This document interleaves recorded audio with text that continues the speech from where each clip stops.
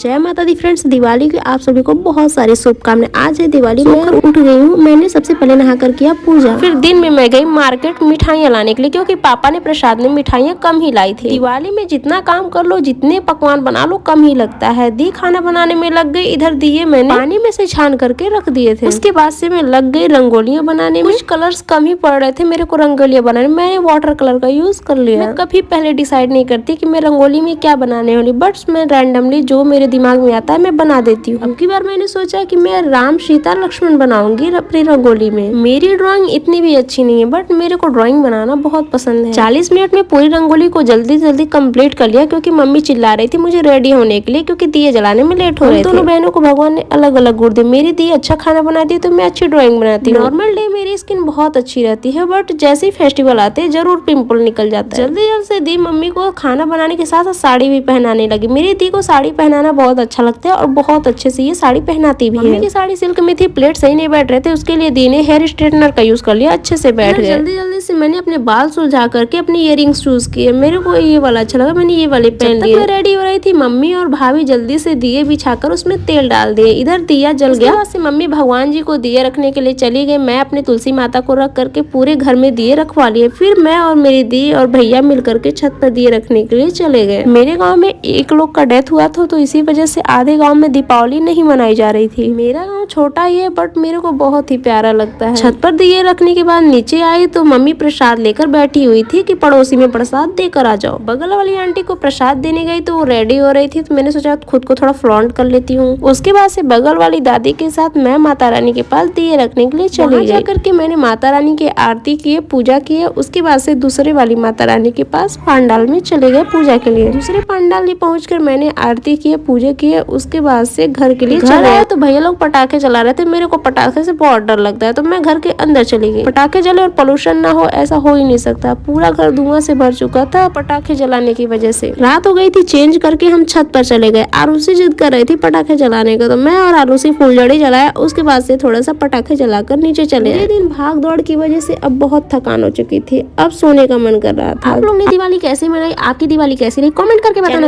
हो तो चैनल को सब्सक्राइब कर लेना।